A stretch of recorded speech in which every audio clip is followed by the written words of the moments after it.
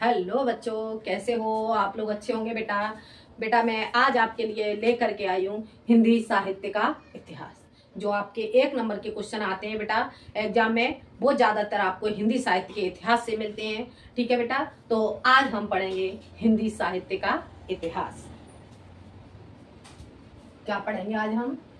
हिंदी साहित्य, हिंदी साहित्य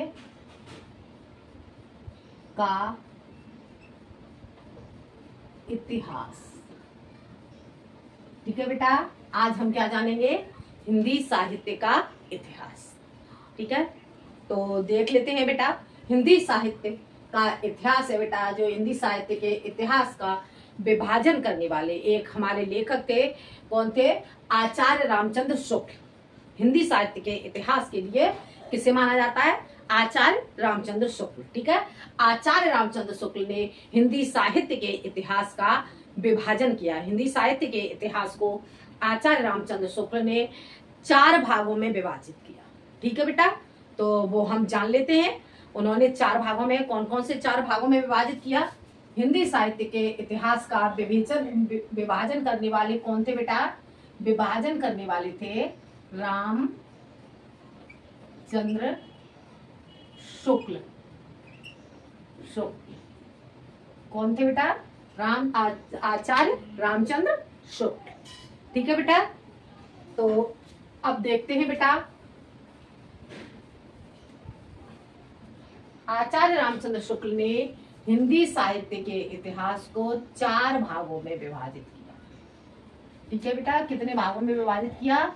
इन्होंने हिंदी साहित्य के इतिहास को 4 भागों में विभाजित किया।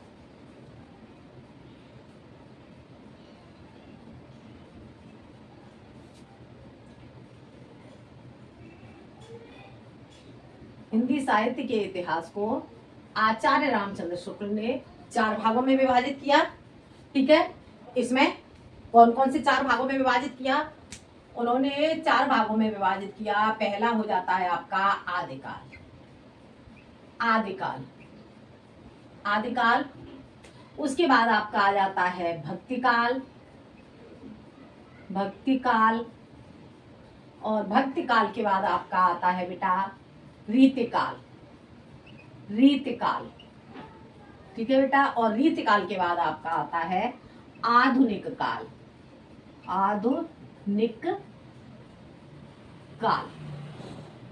ठीक है बेटा, इस तरह से आचार्य रामचंद्र शुक्ल ने इसका विभाजन किया। ठीक है, समझ आ गया बेटा? आचार्य रामचंद्र शुक्ल ने हिंदी साहित्य के इतिहास को 4 भागों में विभाजित किया। वो 4 भाग कौन से हो जाते हैं आपके? 4 भाग हो जाते हैं आपके आदिकाल, भक्तिकाल, रीतिकाल और आधुनिक काल। ठीक है, तो यहाँ पर इन्होंने आदिकाल का समय कितना माना? इन्होंने आदिकाल का समय माना है 1050 से 1375। क्या माना इन्होंने? 1050 से 1375। और भक्तिकाल का क्या हो गया? 1375 से 1700। 1375 से 1700। और रीतिकाल हो जाता है 1700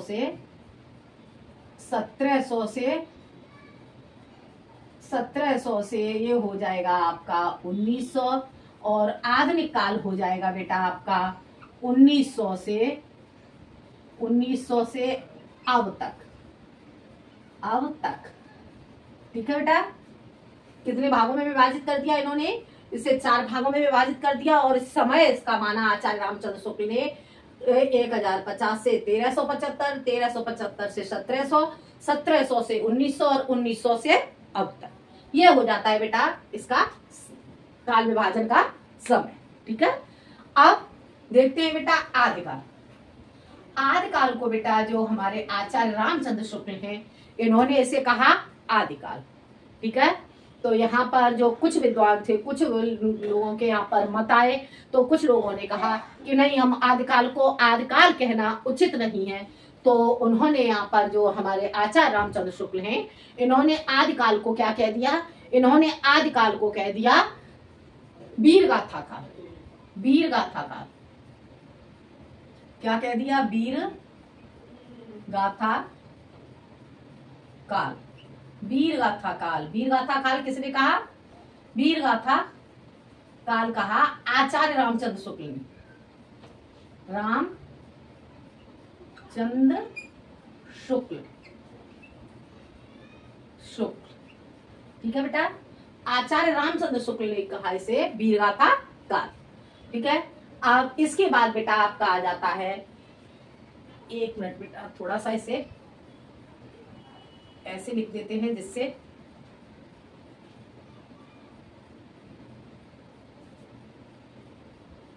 वीर गाथा काल, वीर गाथा काल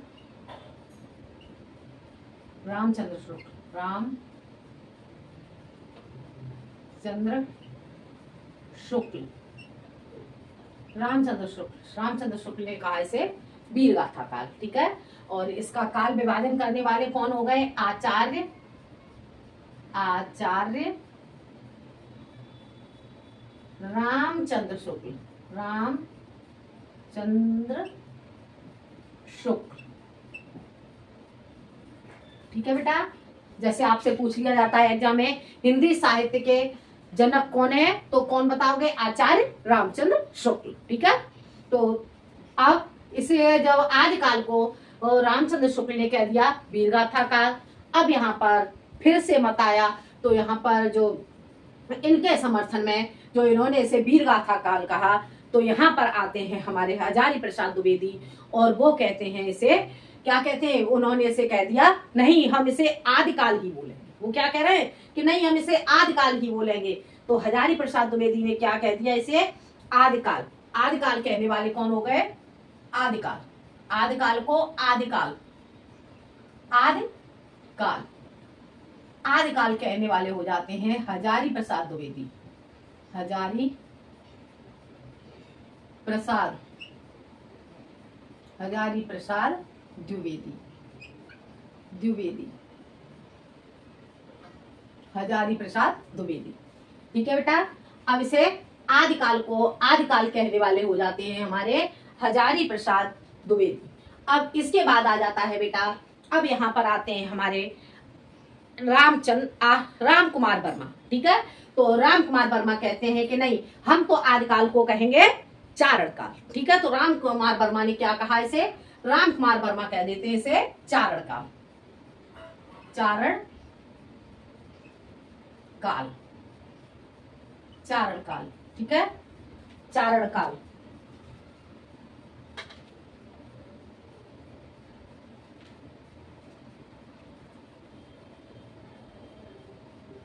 चारण काल, चारण काल किसे ने कहा, राम कुमार वर्मा ने, राम कुमार वर्मा, राम कुमार वर्मा, राम कुमार वर्मा, राम कुमार वर्मा इसे कह देते हैं चारण काल। अब इसके बाद यहाँ पर जब इन्होंने राम कुमार वर्मा ने इसे कहा चारण काल, तो यहाँ पर आते हैं हमारे राहुल सांकृत्यायन जी, और राहुल सांकृत्यायन जी इसे कहते हैं सिद्ध सामंत काल। राहुल सांकृत्यायन जी क्या कहते हैं कि नहीं, हम तो इसे क्या कहेंगे, सिद्ध सामंत काल। तो वो क्या कहते हैं, सिद्ध सामंत काल,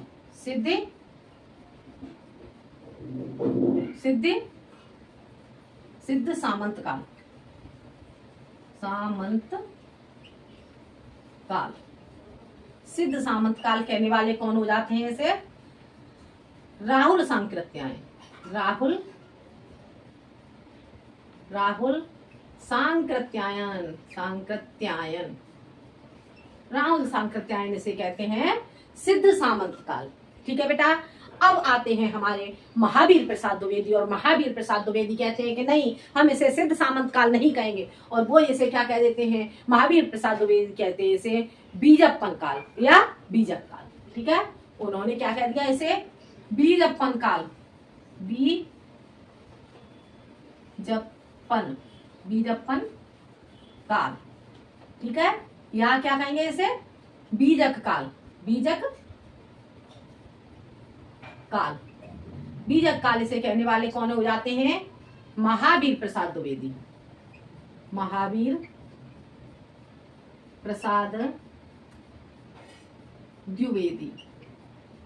महावीर प्रसाद द्विवेदी, ठीक है बेटा।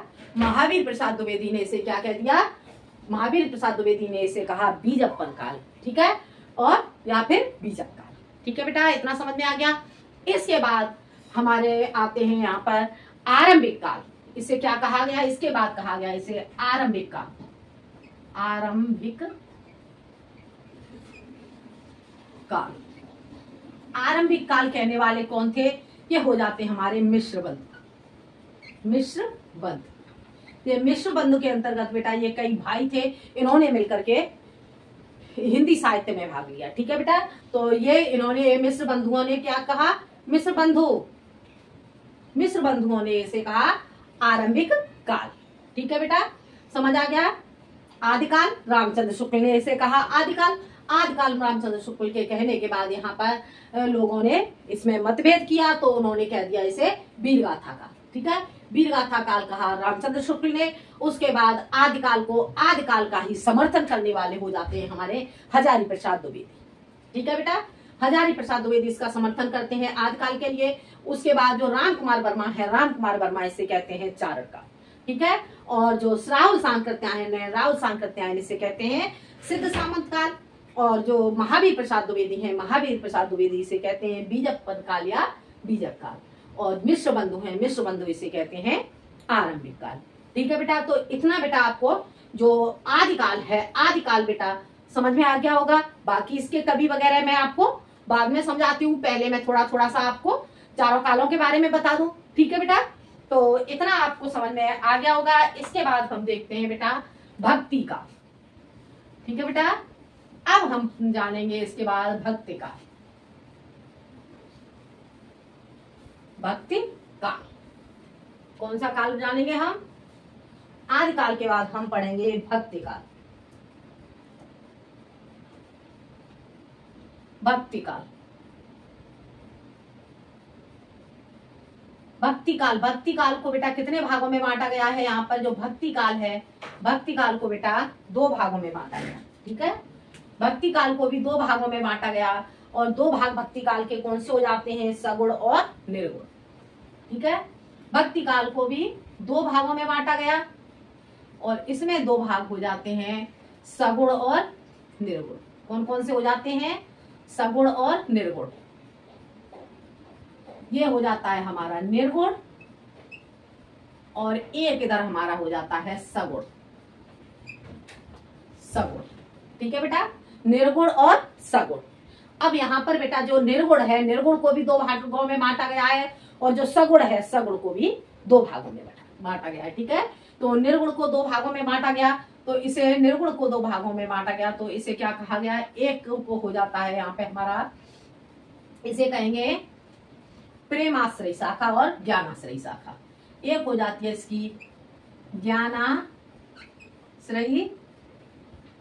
शाखा, ज्ञानाश्रयी शाखा, और एक हो जाती है बेटा इसकी प्रेमाश्रयी शाखा, प्रेमाश्रयी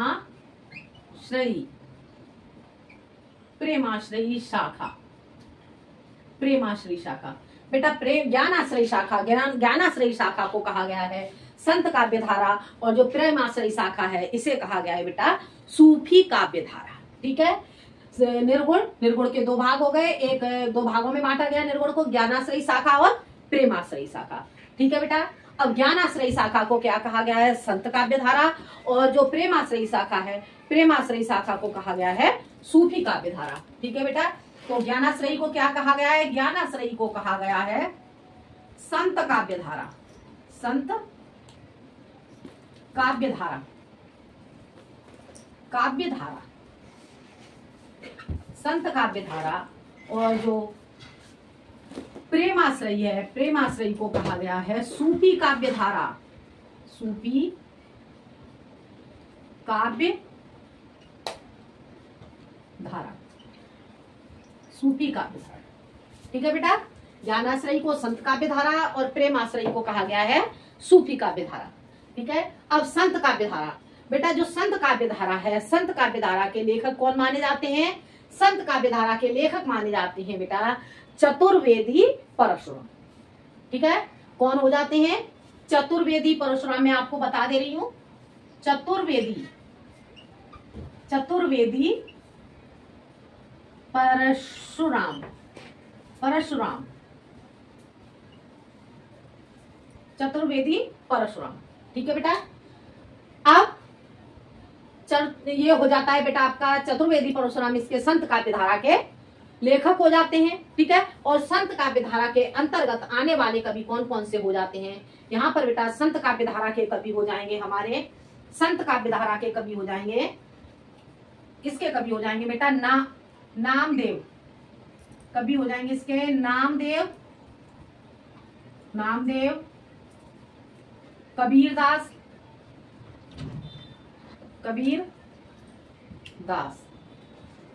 और उसके बाद हो जाएंगे बेटा आपके नानक, रैदास, और हो जाएंगे आपके नानक,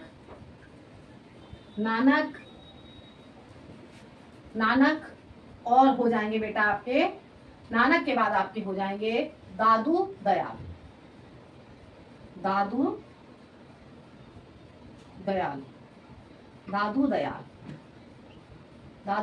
और हो जाएंगे आपके मलूक दास, और हो जाएंगे आपके बेटा इसके सुंदर दास। ठीक है बेटा, कौन कौन से कवि हो गए आपके? नामदेव, कबीरदास, रैदास, नानक, दादू दयाल, मलूक दास और सुंदर दास। ठीक है बेटा, इतना बेटा आपको समझ में आ गया। संत काव्यधारा के कवि आपके कौन कौन से हो जाते हैं? नामदेव, कबीरदास, रैदास, नानक, दादू दयाल, मलूक दास और सुंदर दास। बेटा मैं इसे आपको तैयार करने के लिए एक ट्रिक बता देती हूँ। ठीक है, जिससे आप जो कवि हैं संत काव्यधारा के ये बहुत अच्छे से तैयार कर लोगे। ठीक है, इसकी ट्रिक क्या होगी बेटा? देखो मैं आपको बताती हूँ इसकी ट्रिक हो जाएगी बेटा इसकी ट्रिक हो जाती है बेटा नाम कबीर,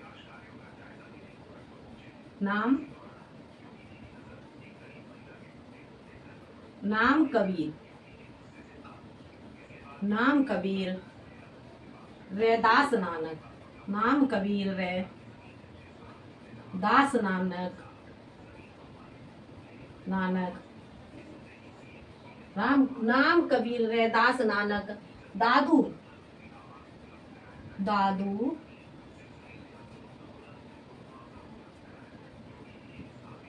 मलूक सुंदर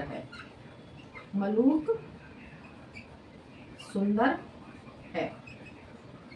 ठीक है बेटा, अब यहाँ पे देखो, यहाँ पे एक पोता होता है, वो अपने दादू से आकर के कहता है, वो क्या कह रहा है अपने दादू से? नाम कबीर। पोता अपने दादू से कहता है कि हे दादू, नाम कबीर रैदास नानक, दादू मलूक सुंदर है। क्या कहता है? नाम कबीर रैदास नानक, दादू मलूक सुंदर। वो क्या कह रहा है कि हे दादू, जिसका नाम कबीर, जिसका नाम है कबीर, ये नाम है कबीर, नाम कबीर रैदास नानक, दादू मलूक सुंदर है। ठीक है बेटा, अब इसे आप कैसे तैयार करोगे? एक पोता है, एक पोता आकर के अपने दादा से कहता है कि हे दादू, नाम कबीर रैदास नानक, दादू मलूक सुंदर है। इसे 2-4 बार बेटा आप रिवीजन करोगे, इसका रिपीट करोगे तो ये तैयार हो जाएगा। आपको संत काव्यधारा के जो लेखक हैं वो आप अच्छे से तैयार कर लोगे। कैसे पढ़ोगे इसे? नाम कबीर रैदास नानक, दादू मलूक सुंदर है, नाम कबीर रैदास नानक, दादू मलूक सुंदर है, नाम कबीर रैदास नानक, दादू मलूक सुंदर है। जब इसे बार बार बोलोगे तो ये तुरंत आपको ये जो संत काव्यधारा है, संत काव्यधारा के कवि तैयार हो जाएंगे। ठीक है, क्या पढ़ोगे इसे? नाम कबीर रैदास नानक, दादू मलूक सुंदर है। पोता दादा से कह रहा है, पोता दादा से कहता है कि हे दादा, नाम कबीर रैदास नानक, दादू मलूक सुंदर है। दादू, जो नाम कबीर है, रैदास है, नानक है, वो कैसा है? मलूक है, बहुत अधिक मलूक है। और कैसा है? बहुत सुंदर है। क्या कह रहा है? कि बहुत मलूक है और बहुत सुंदर है। अब बेटा नाम से आपका हो जाएगा नामदेव। ठीक है, नाम से आपका हो गया नामदेव। कबीर से आपका हो जाएगा कबीरदास। कबीर दास। ठीक है बेटा। और ये रैदास, रैदास आपका रैदास आ गया, रैदास। उसके बाद ये आपका नानक हो जाता है, नानक। दादू से आपका हो जाएगा दादू दयाल, दादू दयाल, दादू दयाल। ठीक है बेटा। और जो मलूक है, मलूक से आपका ये हो जाएगा आपका मलूक दास, मलूक दास। और सुंदर से आपका हो जाएगा सुंदर दास, सुंदर दास। ठीक है बेटा। तो आपको ट्रिक कैसी लगी कमेंट में जरूर बताएं बेटा। ठीक है। देखते हैं बेटा अब क्या हो जाता है आपका। नाम कबीर रैदास नानक दादू मलूक सुंदर है। ठीक है। तो ये आपको इस तरह से जो संत काव्य धारा है, संत काव्य धारा के आप कभी तैयार कर लोगे। ठीक है बेटा। तो इतना बेटा आपको समझ में आ गया होगा। तो भक्ति काल में आपको दो भाग हो जाते हैं, दो भागों में बांटा गया है इसे, निर्गुण और सगुण। ठीक है। तो जो सगुण निर्गुण है, निर्गुण के आपके को दो भागों में, जो निर्गुण काव्य धारा है, निर्गुण काव्य धारा को भी दो भागों में बांटा गया है। एक हो जाती है आपकी ज्ञानाश्रयी शाखा और एक हो जाती है आपकी प्रेमाश्रयी शाखा। और ज्ञानाश्रयी शाखा है उसे कहा गया है आपका संत काव्य धारा, और जो आपकी प्रेमाश्रयी शाखा है उसे कहा गया है सूफी काव्य धारा। ठीक है। जो ज्ञानाश्रयी शाखा है, ज्ञानाश्रयी शाखा को के लेखक हो जाते हैं आपके चतुर्वेदी परशुराम। ठीक है। और जो आपका सूफी काव्य धारा है, सूफी काव्य धारा के आपके बेटा जो लेखक हैं, सूफी काव्य धारा के आपके लेखक हो जाते हैं हथेप इस्फानी, हथेप इस्फानी। और आप हो जाते हैं आपके बेदिल, हथेप इस्फानी और बेदिल। ठीक है बेटा। अब इतना बेटा जो संत काव्य धारा है, संत काव्य धारा बेटा आपको समझ में आ गई होगी। संत काव्य धारा के जो कवि हैं, कवि मैंने आपको ट्रिक के अनुसार बताए, ये आपको समझ में आ गए होंगे बेटा। अब हम जानते हैं, इसके बाद हम पढ़ेंगे बेटा सूफी काव्य धारा। क्या जानेंगे अब हम इसके बाद? इसके बाद बेटा हम जानेंगे सूफी काव्य धारा। बेटा जो भी मैं आपको बता रही हूँ इसे बेटा आप साथ के साथ नोट जरूर करते जाएं। ठीक है। ये बोर्ड एग्जाम के लिए बहुत जरूरी है बेटा।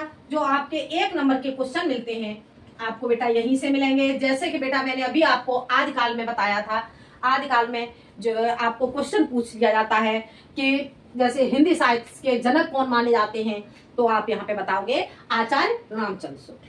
ठीक है। आदिकाल को वीर गाथा काल कहने वाले लेखक कौन से हैं? ठीक है।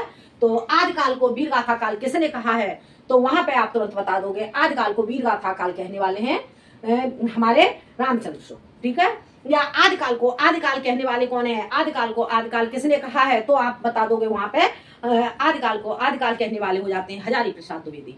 ठीक है। और आपको यहाँ पे जैसे चारण काल कहने वाला कौन है? ठीक है। आदिकाल को चारण काल किसने कहा है, तो आप बताओगे यहाँ पे राम कुमार वर्मा। और पूछा जाता है कि आदिकाल को सिद्ध सामंत काल किसने कहा है, तो वहां आप क्या कहोगे? राहुल सांकृत्यायन। ठीक है। तो इस तरह से जो आदिकाल है, आदिकाल बेटा आपको इस तरह से क्वेश्चन पूछे जाते हैं यहाँ से। अब बेटा आपका आ जाता है यहाँ पे, इतना बेटा आपको समझ में आ गया। अब हम जानेंगे बेटा सूफी काव्य धारा, सूफी काव्य धारा। ठीक है। सूफी काव्य धारा के आपके लेखक कौन हो जाते हैं? सूफी काव्य धारा के आपके लेखक हो जाते हैं बेदिल और हथेप इस्फानी। ठीक है। ये आपके लेखक हो जाते हैं। कैसे लिखेंगे इसे? हथेप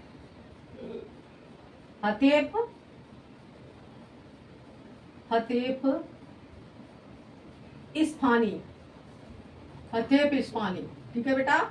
और कौन है? बेदिल, बेदिल, हथेप इस्फानी, बेदिल, हथेप इस्फानी,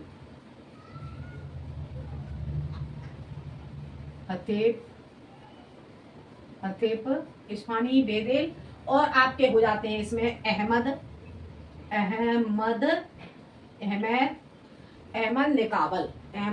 निकाबल, कौन हो जाते हैं? अहमद निकाबल। ठीक है। ये सूफी काव्य धारा के आपके लेखक हो जाते हैं हथेप इस्फानी, बेदिल और अहमद निकाबल। ठीक है। अब हम जानेंगे बेटा सूफी काव्य धारा के कवि कौन कौन से हो जाएंगे। सूफी काव्य धारा के कवि, इसके कवि हो जाते हैं बेटा सूफी काव्य धारा के आपके सबसे श्रेष्ठ कवि माने जाते हैं सूफी काव्य धारा के जायसी। जायसी जायसी बेटा सूफी काव्य धारा के सबसे श्रेष्ठ कवि माने जाते हैं, ठीक है। और जायसी के बाद आपके इसके अगले कवि हो जाते हैं इसके कुतुबन,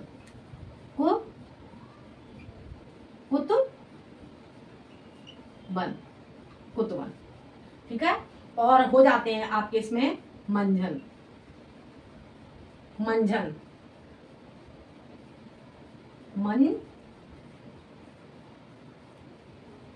मंझन बेटा समझ आ रहा है आपको, ऐसे लिख दे रही हूं। सूफी काव्य धारा के आपके हो जाते हैं जायसी, जायसी, कुतुबन और आपके हो जाते हैं मंझन, मंझन, ठीक है बेटा। अब कैसे करोगे इसे, आप कैसे तैयार करोगे? ट्रिक के द्वारा। जैसे आपने अभी संत काव्य धारा के कवि ट्रिक के द्वारा तैयार करे, वैसे तो आप ये तैयार कर ही लोगे, ठीक है। तो अब इसे संत सूफी काव्य धारा के जो कवि हैं इसे ट्रिक के द्वारा कैसे पढ़ोगे? जायसी, जाय कुत मंझन, जाय कुत मंझन, जाय कुत मंझन, जाय कुत मंझन, जाय कुत मंझन, जाय कुत मंझन, जाय कुत मंझन, ऐसे ऐसे रिपीट करोगे तो ये आपको ये भी तैयार हो जाएगा, ठीक है। ये आपके हो जाते हैं सूफी काव्य धारा के बेटा कवि, ठीक है। तो इतना बेटा आपको समझ में आ गया होगा। भक्ति काल बेटा आपको समझ में आ गया होगा, ठीक है बेटा। भक्ति काल को दो भागों में बांटा गया, एक हो जाता है आपका निर्गुण, एक हो जाता है आपका सगुण, ठीक है। और इसे सगुण को, निर्गुण है, निर्गुण को भी दो भागों में बांटा गया। एक आपका हो जाता है ज्ञानाश्रयी शाखा और एक हो जाता है आपका प्रेमाश्रयी शाखा, ठीक है। ज्ञानाश्रयी शाखा में को कहा जाता है संत काव्य धारा और प्रेमाश्रयी शाखा को कहा जाता है सूफी काव्य धारा। अब जो संत काव्य धारा के कवि हो जाते हैं आपके नामदेव, कबीरदास, रैदास, नानक, दादू दयाल, मलूकदास, सुंदरदास। और इसे मैंने आपको बेटा ट्रिक के द्वारा बताई दिया है कैसे आप तैयार करोगे, ठीक है। और ये हो जाता है आपका सूफी काव्य धारा के कवि हो जाते हैं आपके जायसी, कुतुबन और मंझन। बेटा आपको बोर्ड एग्जाम में पूछा जाएगा, क्वेश्चन आपको पूछ लिया जाएगा कि भक्ति काल को कितने भागों में विभाजित किया गया है, तो आप बताओगे उसे भक्ति काल को निर्गुण और सगुण में विभाजित किया गया है, ठीक है। या पूछा जाएगा निर्गुण काव्य धारा को कितने भागों में विभाजित किया गया है, तो इसे निर्गुण काव्य धारा को विभाजित किया गया है ज्ञानाश्रयी शाखा और प्रेमाश्रयी शाखा, ठीक है। क्वेश्चन आपका आ जाता है ज्ञानाश्रयी शाखा को अन्य किस नाम से जाना जाता है, तो ज्ञानाश्रयी शाखा को जाना जाता है संत काव्य धारा के नाम से। या प्रेमाश्रयी शाखा को किस नाम से जाना जाता है, तो प्रेमाश्रयी शाखा को जाना जाता है सूफी काव्य धारा से, ठीक है, सूफी काव्य धारा के नाम से। या फिर आपसे जैसे पूछ लिया जाए नामदेव किस भक्ति काल में किस काव्य धारा के कवि थे, ठीक है, तो यहाँ क्या बताओगे? नामदेव संत काव्य धारा के कवि थे, कबीरदास संत काव्य धारा के कवि थे, रैदास संत काव्य धारा के कवि थे, नानक संत काव्य धारा के कवि थे, ठीक है। इस तरह से बताओगे। और प्रेमाश्रयी शाखा में पूछ लिया जाए प्रेमाश्रयी शाखा को अन्य किस नाम से जाना जाता है, तो यहाँ पे आप बताओगे सूफी काव्य धारा, ठीक है। या फिर आपसे पूछ लिया जाए कि सूफी जो आपकी संत काव्य धारा है, संत काव्य धारा के लेखक कौन है, तो आप बता दोगे चतुर्वेदी परशुराम, ठीक है। क्या बता दोगे? चतुर्वेदी परशुराम। और जैसे आपको पूछ लिया जाए सूफी काव्य धारा के कवि कौन है, तो जायसी, कुतुबन और मंझन ऑप्शन में नाम मिल जाएंगे आपको, जायसी, कुतुबन और मंझन। तो इसमें से आप जो आपके सूफी काव्य धारा के कवि होंगे उसे आप सही कर दोगे। हो गया क्लियर बेटा? इतना समझ में आ गया बेटा। अब हम जानेंगे बेटा सगुण काव्य धारा। कौन सी काव्य धारा जानेंगे? सगुण काव्य धारा। सगुण काव्य धारा, ठीक है बेटा। वीडियो लंबी हो जा रही है बेटा। निर्गुण काव्य धारा बेटा आपको समझ में आ गया होगा। अब हम जानेंगे सगुण काव्य धारा, ठीक है। सगुण काव्य धारा, सगुण काव्य धारा को भी बेटा दो भागों में विभाजित किया गया है। जो सगुण काव्य धारा है, सगुण काव्य धारा को भी दो भागों में विभाजित किया गया है, दो भागों में से भी विभाजित किया गया है। एक हो जाती है आपकी सगुण काव्य धारा, एक हो जाती है आपकी राम भक्ति शाखा, राम भक्ति शाखा, राम भक्ति शाखा शाखा, और दूसरी आपकी हो जाती है कृष्ण भक्ति शाखा, कृष्ण भक्ति शाखा, कृष्ण भक्ति शाखा, कृष्ण भक्ति शाखा। ठीक है बेटा। अब राम भक्ति शाखा, राम भक्ति शाखा के कवि कौन हो जाते हैं बेटा? तो यहाँ पे जो राम भक्ति शाखा है, राम भक्ति शाखा के कवि हो जाते हैं आपके, सब लोग जानते होंगे, राम भक्ति शाखा रामायण, कौन है इसके रचयिता? तुलसीदास, तुलसीदास। राम भक्ति शाखा में कौन हो जाते हैं? तुलसीदास। और कृष्ण भक्ति शाखा, कृष्ण भक्ति शाखा के बेटा कवि आपके कौन से हो जाते हैं? कृष्ण भक्ति शाखा के आपके हो जाते हैं बेटा सूरदास, सूरदास, सूरदास। उसके बाद आ जाएगा आपका सूरदास के बाद बेटा आपका आ जाएगा नंददास, नंददास, नंददास, कृष्णदास, कृष्णदास, कृष्णदास। और आपका हो जाएगा बेटा इसके बाद चतुर्भुज दास, परमानंद, परमानंद, परमानंद, परमानंद। और हो जाएंगे आपके चतुर्भुज दास, चतुर्भुज, चतुर्भुज दास, चतुर्भुज दास। और आपके हो जाएंगे इसमें कुंभन दास, कुंभन दास, कुंभन दास बेटा। और आपके हो जाएंगे इसमें कुंभन दास के बाद बेटा आपके इसमें हो जाते हैं जब रसखान, रसखान, रसखान, रसखान। और आपकी हो जाती हैं, और कौन थी कृष्ण भक्त शाखा की कवित्री? मीराबाई, मीराबाई, मीराबाई, मीराबाई। ठीक है। कृष्ण भक्ति शाखा के कवि सूरदास, नंददास, कृष्णदास, परमानंद, चतुर्भुज दास, कुंभन दास, रसखान और मीराबाई। ठीक है बेटा। अब बेटा यहाँ पे मैं आपको बता दूं इसे आप ट्रिक से कैसे तैयार करोगे, इसकी ट्रिक बता दूं बेटा मैं आपको। ट्रिक के द्वारा बेटा अगर आपको पसंद आती है तो आप ट्रिक के द्वारा तैयार करें, ठीक है। नहीं पसंद आती तो कोई बात नहीं है बेटा, छोड़ देते हैं, ठीक है। तो देखते हैं इसकी ट्रिक आप कैसे तैयार करोगे। सूरदास ने कहा, क्या हो जाएगी इसकी ट्रिक? ट्रिक इधर लिख दे रही हूं बेटा। इसकी ट्रिक आपकी हो जाएगी सूरदास ने कहा, सूरदास ने कहा, सूरदास ने कहा। सूरदास ने क्या कहा? सूरदास ने कहा नंद, नंद के कृष्ण। सूरदास ने क्या कहा? सूरदास ने कहा नंद के कृष्ण। यहां लिख दे रही हूं, सूरदास ने कहा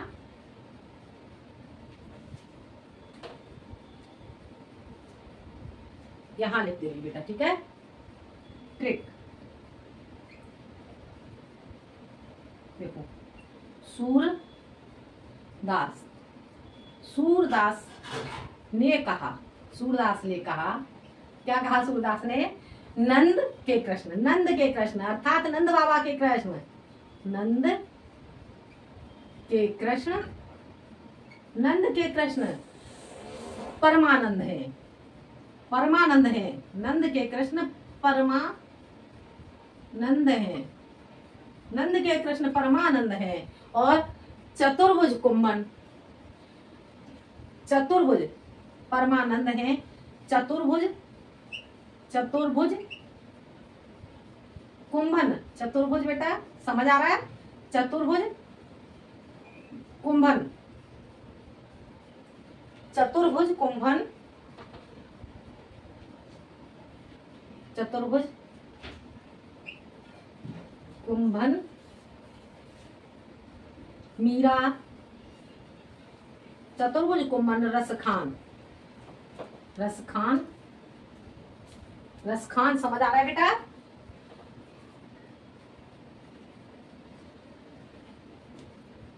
रसखान, फिर से चतुर्भुज कुंभन, रसखान, रसखान, मीरा अन्य है, अन्य है। देखो अब इसे ट्रिक से कैसे तैयार करेंगे बेटा। सूरदास ने कहा, सूरदास यहाँ पे कहते हैं, सूरदास ने कहा नंद के कृष्ण परमानंद है। नंद बाबा के कृष्ण कैसे हैं? परमानंद हैं, परमानंद को देने वाले हैं। ठीक है, सूरदास ने कहा नंद के कृष्ण परमानंद हैं। चतुर्भुज को मन रस खान मीरा अन्य है। चतुर्भुज रस खान, चतुर्भुज, चतुर्भुज, चतुर्भुज जानी लगाया बेटा मैंने यहाँ पे।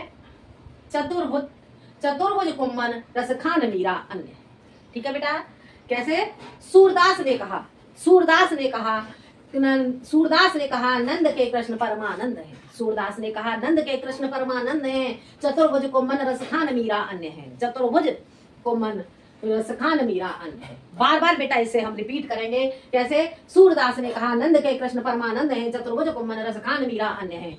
सूरदास ने कहा नंद के कृष्ण परमानंद है। चतुर्भुज को मन रस खान मीरा अन्य है। सूरदास ने कहा कृष्ण के, सूरदास ने कहा नंद के कृष्ण परमानंद है। चतुर्भुज को मन रस खान मीरा अन्य है।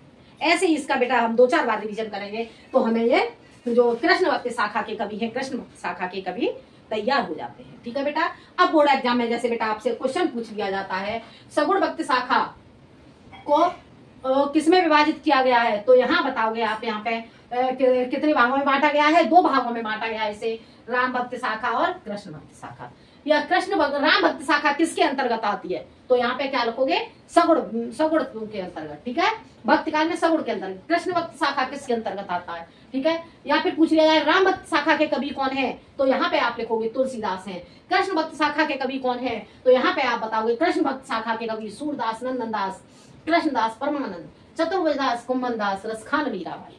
ठीक है बेटा, मैं तो बेटा जैसे ट्रैक से ही तैयार करती हूँ जो मैंने आपको बताई। अगर आपको अच्छा लगे बेटा तो आप तैयार कर लें। ठीक है बेटा, ये आपको भक्ति काल के जो कवि हैं ये आपको बेटा समझ में आ गए होंगे। अब हम जानेंगे बेटा भक्ति काल के बाद, अब हम पढ़ेंगे इसके बाद बेटा रीतिकाल। ठीक है, अब बेटा हम इसके बाद पढ़ेंगे रीतिकाल।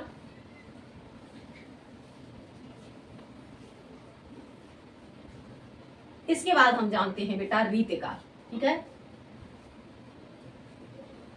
बेटा, साथ के साथ आप नोट करते जाएं। रीतिकाल, रीतिकाल को बेटा बांटा गया है 3 भागों में। ठीक है, रीतिकाल को कितने भागों में विभाजित किया गया है? रीतिकाल को बेटा 3 भागों में विभाजित किया गया है। ठीक है, एक आपका हो जाता है रीतिबद्ध,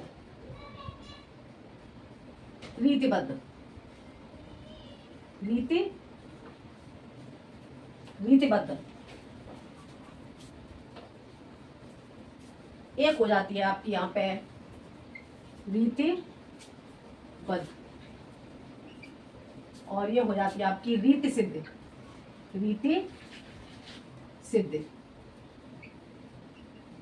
और ये हो जाती है आपकी रीति मुक्त, रीति मुक्त। ठीक है बेटा, रीतिबद्ध, रीति मुक्त और रीति सिद्ध। ठीक है बेटा, अब हम इसे कैसे तैयार करें? इसके लेखक रीतिबद्ध के कवि कौन हो जाते हैं बेटा? रीतिबद्ध के आपके कवि हो जाते हैं बिहारी, बिहारी, बिहारी। ठीक है बेटा, रीतिबद्ध के कवि हो जाते हैं आपके बिहारी, और इसके हो जाते हैं घनानंद, इसके कवि हो जाते हैं आपके घनानंद, और इसके रीति सिद्ध के आपके कवि हो जाते हैं, रीत सिद्ध के आपके कवि हो जाते हैं बेटा। ये बेटा आपके रीत सिद्ध के हो जाएंगे बिहारी, और इसके हो जाएंगे आपके केशव। रीतिबद्ध के हो जाएंगे आपके केशव, केशव। ठीक है, और ये आपके हो जाएंगे बिहारी, बिहारी। ठीक है बेटा, रीतिबद्ध के हो जाएंगे केशव, रीत मुक्त के हो जाएंगे आपके घनानंद, और रीत सिद्ध के हो जाएंगे आपके बिहारी। ठीक है, तो केशव, केशव घना बिहारी, ऐसे कैसे तैयार करोगे? रीतिबद्ध, रीत सिद्ध, रीत मुक्त है, केशव घना बिहारी, केशव घना बिहारी। ठीक है, ये इस तरह से बेटा आपका ये हो जाता है रीतिकाल। अब बेटा अब हम इसके बाद जानेंगे आपका आधुनिक काल। ठीक है बेटा, बस इतना ही बताऊंगी बेटा बाकी का मैं आपको अगले वीडियो में लेके आऊंगी, अगले पार्ट में बताऊंगी। ठीक है, ये आपका हो जाता है बेटा आधुनिक काल। आधुनिक काल को बेटा कितने भागों में विभाजित किया गया है? 1 2 3 4 और 1 हो जाता है बेटा ये आपका 5। ठीक है बेटा, ये आपका हो जाता है 5। ठीक है, ये आपका आधुनिक काल है। आधुनिक काल को आपको 5 भागों में विभाजित किया गया है। इसमें आपका ये पहले हो जाता है भारतेंदु युग। भारतेंदु युग, भारतेंदु युग, भारतेंदु युग। ठीक है, और भारतेंदु युग को क्या कहा जाता है? भारतेंदु युग को कहा जाता है नव जागरण युग।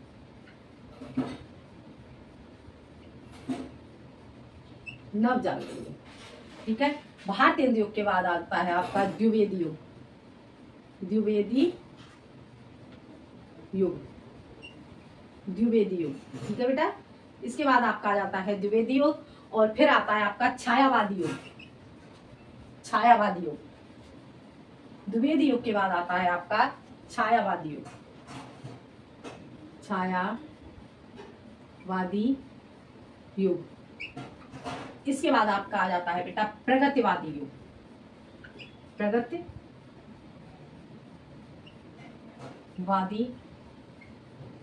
युग और फिर आता है आपका प्रयोगवादी युग।